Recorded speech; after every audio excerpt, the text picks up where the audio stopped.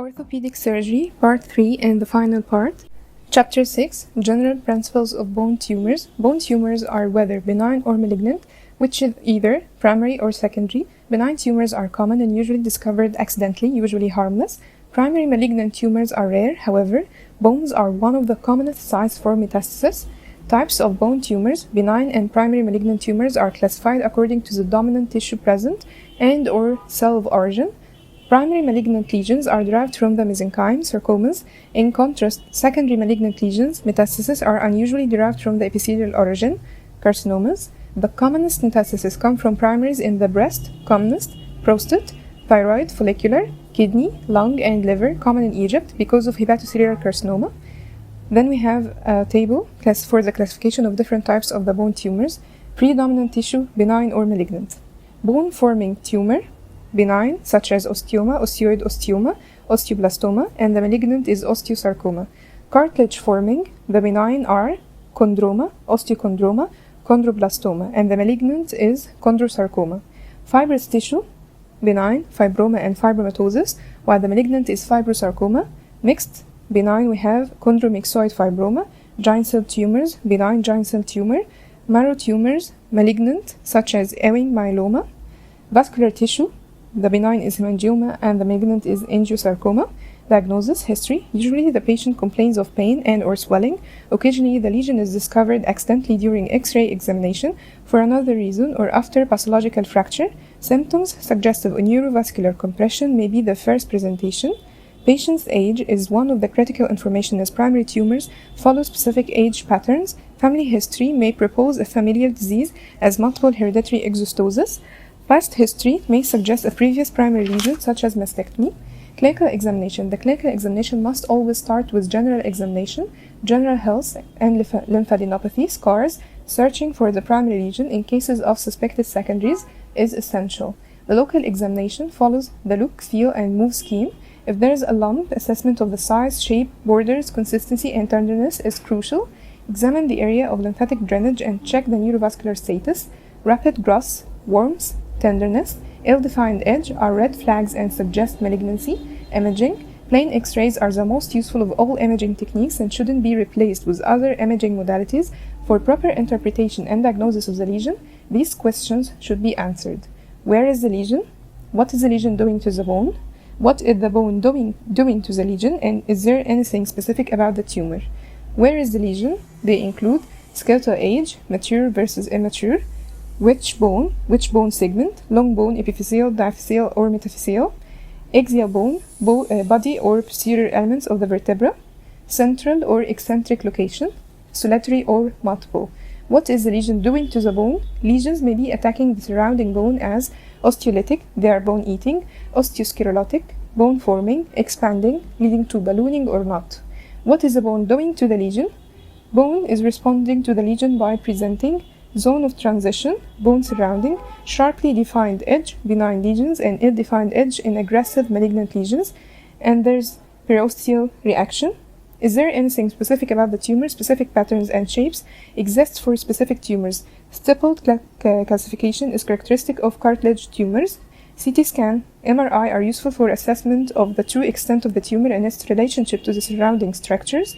Radionuclide scanning with 99M technetium HDP showing non-specific reactive changes in the bone. This help reveals the site of the tumor, such as osteoid and osteoma or silent bone metastasis.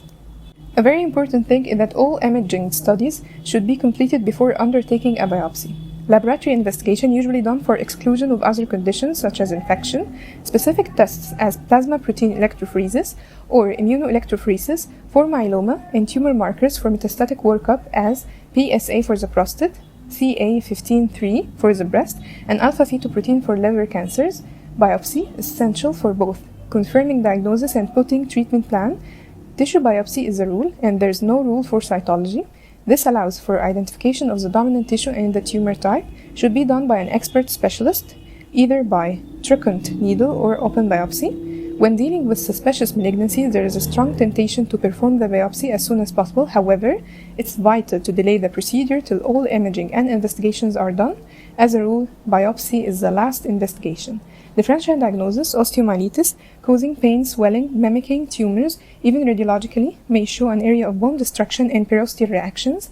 Tissue biopsy should be submitted for both bacteriological and histological examination. Stress fractures, usually present in a young patient with localized pain near a large joint. Radiographs may show an areas of bone abnormality and overlying perosteal reaction, mimicking tumors. Careful history taking, clinical radiological examination may prevent this error. If still suspicious, biopsy will reveal the healing callus. Gouty tophus, occasionally taking the appearance of an excavating lesion. Myositis ossificans and organized hematomas. Staging, the process of identification of how the tumor behaves equals to pathological nature, aggressiveness, and how far it has spread local and distantly in M staging, include the above-mentioned suitable investigations and imaging studies, local X-rays, MRI or CT, bone scan, CT, chest, abdomen, etc. And finally, the biopsy. The pre-biopsy imaging avoids alternation of the imaging studies by the biopsy and suggesting the best site for it. Principles of treatment. Treatment of bone tumors in general, especially malignant lesions, should be done in specialized centers under supervision of highly specialized multidisciplinary team, orthopedic surgery, radiology, pathology, and oncology medicine. Generally, we can classify bone tumors into three broad categories: benign asymptomatic, benign symptomatic or enlarging, malignant. Benign asymptomatic require observation and follow-up. Benign, symptomatic, or enlarging require excision or curettage to prevent local complications that further increase in size and pathological fracture. Malignant treatment depends on aggressiveness and spread. Curative or palliative surgery, limb salvage versus amputation, adjuvant therapy, chemo, and or radiotherapy. Chapter 7. General bone and joint diseases. Osteoarthritis. Arthritis in general is a joint inflammation caused by endless number of conditions, mainly traumatic, inflammatory, rheumatological, autoimmune, gout, hemophilic, etc., and degenerative. The inflammatory process doesn't affect the articular cartilage, but it affects all joints components as bones, ligaments, synovium, and fibrocartilage, such as menisci and labrum. Repeated inflammation leads to joint destruction. The commonest type of arthritis encountered in life is the degenerative type, namely osteoarthritis. Definition and types. Osteoarthritis is a chronic joint disease, progressive softening and breakdown of hyaline articular cartilage, accompanied by new bone and cartilage growth at the joint margins, called osteophytes, and capsular fibrosis. It's described as primary when no clear cause is present, and secondary when it follows an apparent abnormality or disease. Pathology. The exact etiology and pathology are not fully understood. However, the risk factors for development and the pathological features are well known. Risk factors are mainly genetic, joint dysplasia, deformities, special occupations, repetitive trauma, and obesity. The primary pathology occurs in the hyaline articular cartilage, resulting from discrepancy between stress applied and its ability to withstand this stress. Secondary changes in the bones, synovium, ligaments, and capsule follow. Cardinal pathological features: progressive loss of articular cartilage thickness. This is the primary pathology. Subarticular bone remodeling leading to sclerosis and cyst formation, bone cartilage overgrowth at the margins leading to osteophyte formation, synovial irritation leading to effusion, capsular fibrosis leading to stiffness. Clinical picture: the primary type usually presents after middle age, younger age in the secondary type, and are always associated with history of preceding disorder. Symptoms are usually confined to one or two large weight-bearing joints, commonly knees and hips. However, in the elderly, multiple joints may be affected, including distal interphalangeal joints of the hand and spine. Pain, swelling, deformity, and stiffness are usually the presenting symptoms with an insidious onset and slowly progressive course over months or years. It's aggravated by exertion, relieved by rest. Typically, symptoms follow an intermittent course with periods of remission. Signs of swelling, deformity, tenderness, crepitus on movement, loss of mobility, and muscle wasting are advanced disease features. In contrast to inflammatory arthritis, osteoarthritis is not associated with any systemic manifestations. Systemic, not systematic. Radiology. Diagnosis and grading are done essentially using weight-bearing plain X-rays. The cardinal features and characteristic changes which appear more with disease progression are narrowing of the joint space, cartilage loss, subarticular sclerosis, subarticular cysts, and osteophyte formation. Grades and natural history. Osteoarthritis is graded according to the clinical and radiographic severity into mild, moderate, and severe. It's progressive disease that will show gradual deterioration if left untreated. Treatment: during the acute flare of pain and inflammation, rest, ice, and analgesics, plus anti-inflammatory medications. During the periods of remissions, identification and modification of the possible risk factors and causes. Common examples: lifestyle modifications as weight reduction, activity modifications as stairs and squatting avoidance, and deformities correction. Physical therapy and non-hazardous exercise strengthen the surrounding muscles and enhance joint mobility. Medications as chondroprotective and analgesics, orthotics and walking aids. Surgery, joint preservation, osteotomies for deformity correction, joint replacement in elderly and severe cases after the failure of all conservative measures. Osteoporosis definition: osteoporosis is low bone mass, porous bone. The bone is qualitatively normal, but there's less per unit volume than expected for the patient age and sex. Problem of the quantity, not the quality. This makes the bone fragile and at a greater risk of low energy fracture. Generalized osteoporosis may be divided etiologically into postmenopausal osteoporosis in women, post-climacteric osteoporosis in men, and secondary osteoporosis. Postmenopausal osteoporosis in women due to increased bone resorption as the estrogen withdrawal removed one of the normal restraints on osteoclastic activity. Genetic and several risk factors play an important part in determining the degree of affection, including Caucasian and Asian races, early menopause, nutritional deficiencies, underweight, smoking, alcohol, and lack of exercise. Post-climacteric osteoporosis in men, like the postmenopausal, but presents at later age in men due to depletion of androgenic hormones. Secondary osteoporosis, generalized osteoporosis, may follow several conditions. Each has its own mechanism. Nutritional, such as malabsorption, malnutrition, scurvy. Drug-induced, corticosteroids, anticonvulsants, immunosuppressives. Inflammatory disorders, rheumatoid arthritis. Endocrine disorders, gonadal insufficiency and Cushing's disease. Malignant disorders, multiple myeloma and leukemia. Others, such as chronic renal failure and liver diseases. Pathology: due to defect in the bone maintenance mechanism, there is defect in the balance between bone-building cells, osteoblasts, and bone-removing cells, osteoclasts, resulting in defective, weak structure and fragile bone. Clinical picture: patient's age and sex of presentation differ according to the type. Osteoporosis is a silent disease. Usually the first presentation is fragility fracture. Low energy trauma causes fracture of the distal radius, hip, proximal humerus, and or spine. Those are the commonest sites, or others. Occasionally, the patient may present with minor complaints as spine pain, progressive kyphosis, or getting shorter in height. Identifications of the cause and the type from the history and the clinical examination is a very important step in management. Diagnosis: it's a silent disease. In most cases, it's diagnosed retrospectively after the first fracture happens. However, it must always be considered if a risk factor is identified during history taking of a patient complaining of generalized bony aches, such as long use of anticonvulsant drugs. X-rays reveal diffuse osteopenia in different parts of the body and vertebral compression fractures, VCF, in the spine.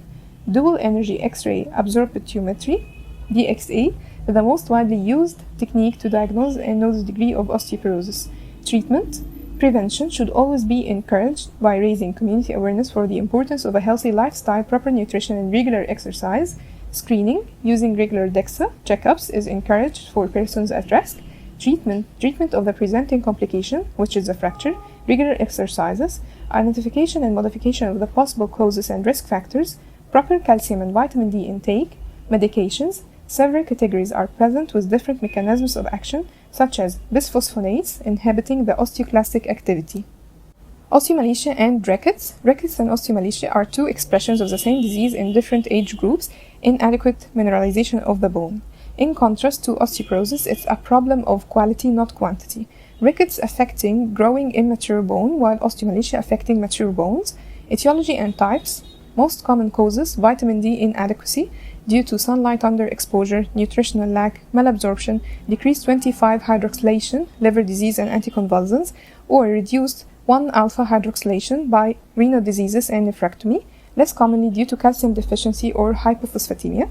Pathology: in osteomalacia, the whole body bone background matrix, namely the osteoid, incompletely calcified, rendering soft bone, and this is called bone softening disease. In rickets, the same pathology occurring in bones all over the body away from the gross plate. Moreover, the characteristic ricketic changes arise from the defecting mineralization and ossification in the gross plate. This is the last step in the gross plate, natural longitudinal gross. resulting in abnormal growth patterns and weak metaphysis. With loading, the metaphysis becomes broad, cup-shaped, and deformities usually occur. Clinical picture for brackets. Infants may present with tetany, convulsions, failure to thrive, lethargy, muscular weakness, deformity of skull such as craniotapes, broadening of the growing ends of the bones around knees, ankles, and wrists, enlargement of the costochondral junctions, recti rosary, and lateral indentation of the chest, Harrison's sulcus, may also appear. Once the child starts standing and walking, lower lip deformities increase and stunting of growth may be obvious. Osteomalacia, usually underweight and malnourished, frequently suffering from lack of sun exposure or chronic diseases, insidious onset, progressive course of generalized bone pains, muscle weakness which wasn't diagnosed for many years. In severe cases, limping and inability to walk, pathological incomplete and occasionally complete fractures of the neck of the femur and or pelvis and or vertebral compression fractures are frequently encountered at the first presentation. Diagnosis. Besides the clinical picture, diagnosis is essentially based on typical laboratory and radiological findings. Laboratory, low serum calcium, phosphate, and vitamin D, high alkaline phosphatase enzyme, and parathyroid hormone levels. Urinary calcium excretion is diminished. In exceptional cases of familial hypophosphatemic rickets, serum calcium levels are normal but the phosphate is reduced. Radiology. Active rickets, there is widening of the gross plate, cupping of the metaphysis, frequently bone deformities. Osteomalacia, generalized osteopenia and signs of incomplete pathological fractures of the vertebrae, ribs, pubic rami, and or long bones with poor healing and soft callus called loser zone. Treatment. Both conditions respond rapidly to vitamin D and calcium supplements with treating underlying cause. Vitamin D and calcium types doses are variable according to age and underlying cause. In rickets, usually the bony deformities are corrected spontaneously with growth. Residual deformities may require corrective surgical osteotomies. In osteomalacia, deformities usually require surgical corrective osteotomies. Pathological fractures, especially in areas subjected to high stress, such as weight-bearing areas at the neck of the femur, may require prophylactic surgical fixation. Charcot arthropathy or neuroarthropathy, etiology and pathology, rapidly progressive destructive joint disease following the loss of protective sensations. The affected joints are surrounded bones get disorganized after repeated minor injuries, most frequently seen in the mid-foot joints in diabetics. Other causes include meningomyelocele, spinal cord injury, leprosy, and syphilitic tabes dorsalis. Clinical features. Presentation is variable according to disease stage. Early atypical painful, sometimes painless swelling in the joint, mid-foot in diabetics. 2. Painless deformity and instability in late cases. High index of suspicion should be present if these manifestations are present with accompanying neuropathy. Radiology. Early may be only osteopenia. Later it shows gross bone and joints destruction, disorganization, and dislocation. Treatment of the underlying condition to control and stop disease progression. Conservative treatment applied to the majority in the form of rest and stabilization by special well-padded orthosis and to minimize the deformity. Surgery is infrequently required. Chapter 8. Bone and joint infections. Infection can reach bones and or joints by direct spread, indirect spread, and direct inoculation. Direct inoculation, common examples, faulty deep injection in drug abuses in neonates or incubators, open fractures and post-operative infection, especially after biomaterial implantation. Direct spread from neighboring focus, indirect spread by bloodstream from distant focus. Common examples are lower spine after UTI, periprothetic infection after dental procedure. It may be acute chronic depending on the organism's virulence and host immunity. Predisposing factors are numerous, including general debility, diabetes, immune deficiency, steroids, immune suppressive drugs, vascular stasis, peripheral vascular diseases, trauma, loss of sensibility. A major problem in orthopedics is bacterial colonization and resistance to antibiotics. It's enhanced by the ability of the bacteria to adhere to the avascular dead bone and or foreign implants, isolating themselves from both host defenses and antibiotics by forming protein polysaccharide biofilm. This renders eradication of infection by conservative measure difficult and sometimes impossible, necessitating radical debridement, dead bones, and implants removal. Acute hematogenous osteomyelitis, hematogenous induced bone infection considered entire disease of children because of their weak undeveloped immune system and their peculiar blood circulation present at the bone ends. Rarely it may affect adults. Pathogenesis, trauma, usually is a predisposing factor. The organism is usually Staphylococcus aureus. The infection usually starts in the metaphysis of a long bone. This area in children has a peculiar arrangement of blood vessels. The terminal branches of the nutrient artery twist back in hairpin loops, leading to relative vascular stasis and consequently low oxygen tension, favoring bacterial colonization. In infants, the anastomosis between metaphyseal and epiphyseal blood vessels still present and opened, leading to reaching infection for the epiphysis and causing simultaneous septic arthritis. Stages of this disease: early, the acute inflammatory reaction elicited leads to rapid increase in the intraosseous pressure, causing intense pain, obstruction of the normal blood flow. So by the second day, pus forms within the bone and forces its way along the bone canals to the surface, causing subperiosteal abscess. From the subperiosteal abscess, pus can spread along the shaft or burst into the surrounding soft tissues. The increased intraosseous pressure, vascular stasis, and periosteal stripping increasingly compromise the blood supply, together with the bacterial toxins and leukocytic enzymes, all lead to tissue destruction and necrosis. By the end of a week, there's evidence of bone death and pieces of dead bone that may separate, and this is called sequestra. New bone starts formation in involucrum, enclosing the sequestrum and infected tissue. If the infection persists, pus and tiny sequestrum may discharge through perforations, leading to something called clocy, and track by sinuses to the skin surface. Clinical picture may be a history of septic focus or previous trauma, general malaise and fever with local severe pain and loss of function of the affected limb. Local redness, swelling, warmth, and edema are later signs, signifying that the pus has escaped from the interior of the bone. In infants, the baby fails to thrive and is irritable, tenderness and resistance to joint movement. In adults, constitutional manifestations may be mild. Common site for hematogenous infection is the thoracolumbar spine. Local tenderness is not very marked, and it may take weeks before X-ray signs appear. Diagnostic imaging, radiographs, early show no abnormality. By the second week, periosteal new bone formation appears. Lately, features of bone destruction. CT scan, excellent anatomical bone definition. MRI, very helpful in cases of doubtful diagnosis, sensitive in the early stages. Bone scan may be used to localize pathology in infant or toddler. Laboratory investigation, CRP, ESR, TLC, elevated but not specific. Blood culture, if fever more than 38 degrees Celsius. Aspirate pus from the metaphyseal subperiosteal abscess to confirm the diagnosis.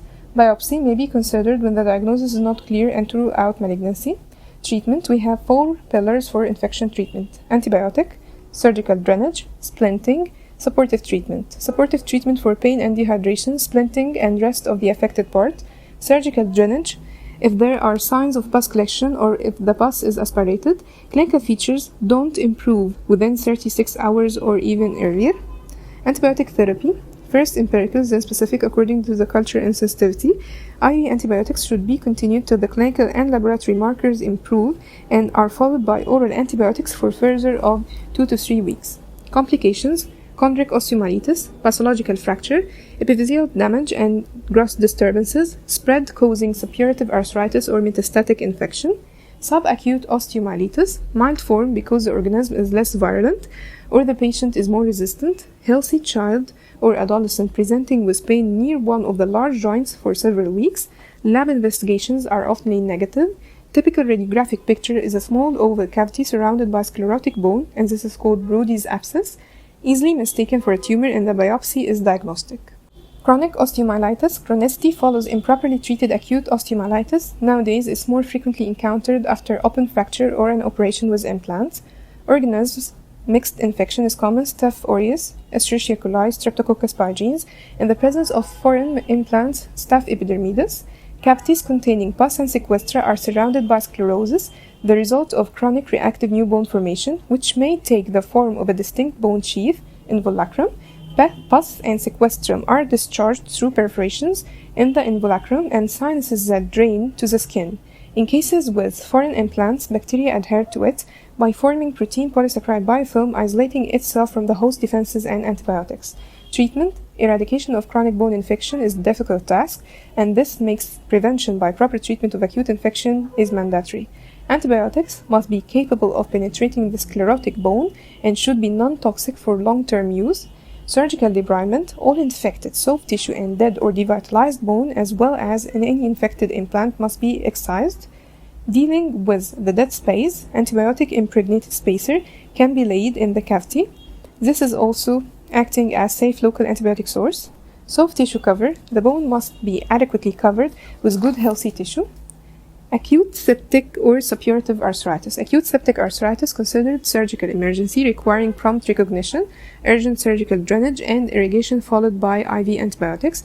Etiology and pathology, such as osteomyelitis, the causal organism is Staph aureus. Infection must reach the joint by direct invasion or direct spread by eruption of an adjacent bone abscess or blood spread from distant site.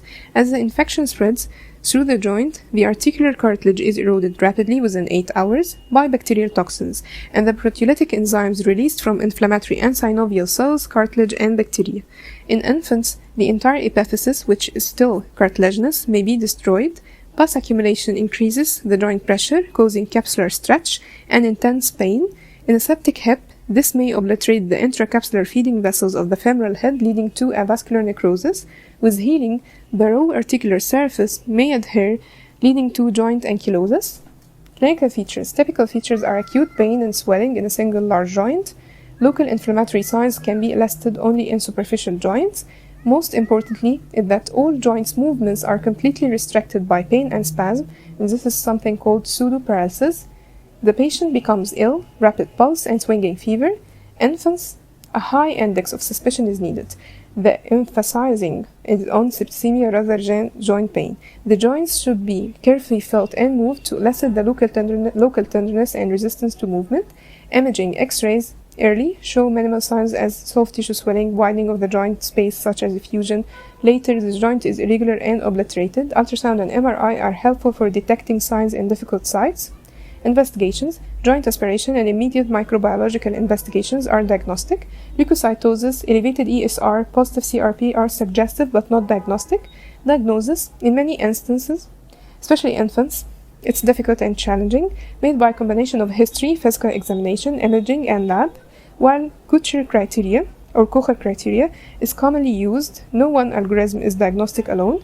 Kocher 4 criteria: serum YBCs more than 12,000 cells, inability to bear weight, fever more than 38.5 degrees, and elevated ESR more than 40 mm per hour.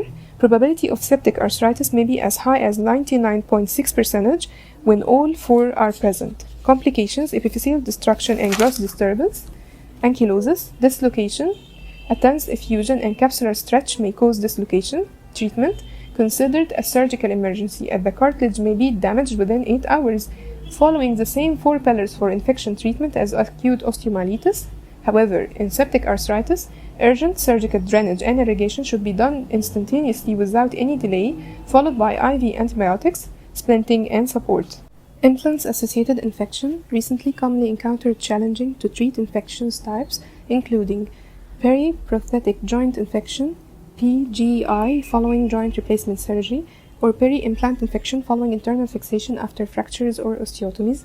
Etiology: infection may reach the implant by direct seeding of implant and or anatomical site, or by blood spread from a distant site, such as dental wart, infected gallbladder.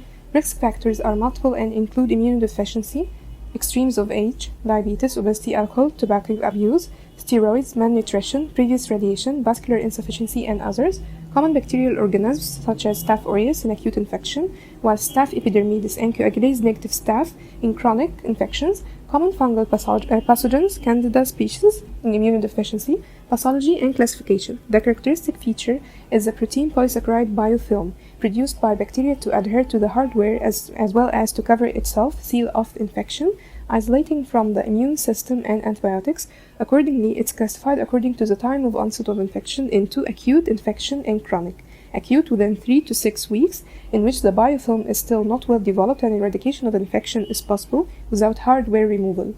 Chronic infection, more than 3 to 6 weeks, in which the biofilm is well developed and eradication of infection is impossible without hardware removal. Diagnosis: the clinical presentation is variable according to the host immunity and pathogen virulence. It's variable from aggressive disease and septicemia to calm insidious manifestations and long-standing pain, fracture, non-union, or early prosthetic loosening. The diagnosis is almost always challenging, as the acute phase reactants such as TLC, ESR, and CRP are usually unreliable. After surgery or trauma, they are typically elevated, and in chronic cases they are generally normal. The diagnosis is built by combination of data collected from history, physical examination, imaging, and laboratory studies. However, sure diagnosis is made if one of the following criteria detected, such as sinus tract or fistula or purulence around the hardware, aspirate leukocyte count more than 2000 per microliter and or more than 70% granulocytes, tissue histology showing equal to or more than 23 granulocytes per 10 high power field, and microbial detection in the synovial fluid and or equal to or more 2 positive tissue samples. Treatment. Prophylaxis, prevention is the key for proper patient selection, preparation, and proper surgical techniques. Treatment, follow the 4 pillars for infection treatment and depending on classification, acute infection IV antibiotics, surgical debridement, and implant or prosthesis retention together with splinting and supportive treatment. Chronic infection, surgical debridement and implant or prosthesis removal, dealing with dead space, IV antibiotics together with splinting and supportive measures. Chapter 9, Skeletal Dysplasia and Deformities. Skeletal dysplasia, large group of disorders characterized by abnormal cartilage and bone growth leading to skeletal deformities and or short stature, dwarfism, less than 125 cm. They are classified according to the predominantly affected site into epiphyseal, physeal, and metaphyseal, diphyseal, and combined. Most dysplasias are familial. These disorders are uncommon and the diagnosis is often difficult. Hereditary multiple exostosis are the most encountered type. Pathology, inherited autosomal dominant disorder in which multiple exostosis or osteochondromas are seen throughout the skeleton. The long bones of arms and legs are most affected and they are associated with short stature, asymmetrical growth, and deformities. Clinical features, usually presenting during the first decade of life. Multiple osteochondromas is variable from 2 to hundreds. Osteochondromas tend to grow while the growth plates are open, but growth ceases with skeletal maturity. Osteochondromas are usually painless and the main concern is often cosmetic. Pain may occur with compression symptoms or malignant transformation. Impaired body growth results in short stature, limb length discrepancy, and deformities. X-rays are diagnostic in showing the multiple exostosis. Treatment, asymptomatic individuals may not require treatment. Excision of the troublesome exostosis and correction of handicapping deformities. Developmental dysplasia of the hip, DDH. It's the most common orthopedic disorder in newborns and it's a disorder of abnormal development resulting in dysplasia, subluxation, and possible dislocation of the hip. It must be diagnosed soon after birth when treatment is simple and effective. Etiology, familial tendency, more commonly seen in female children, firstborn children, frank or single breech position, and pregnancies complicated by oligohydramnios. Pathology, maternal and fetal laxity, intrauterine and postnatal malpositioning leading to initial hip instability leading to dysplasia. The acetabulum is abnormally shallow and the femoral head slides over posteriorly. The joint capsules and ligaments are stretched and lax. Abnormal head acetabulum relationship leading to both sides growth retardation and dysplasia. In neglected cases, the abnormal hip shape leads to early secondary osteoarthritis. Clinical features, mother's observation. Before the baby starts walking, the mother may spot asymmetry, clicking hip, or difficulty in applying the napkins because of the joint dislocation and limited abduction. After walking, apparent limping with asymmetrical hips and thigh folds. Examination. With unilateral dislocation, the skin creases lie at different levels of 2 sides. The affected leg is slightly short and rotated externally. Positive Trendelenburg position. While standing on the diseased side, the pelvis drops on the unsupported healthy side because of the abductor muscles impairment.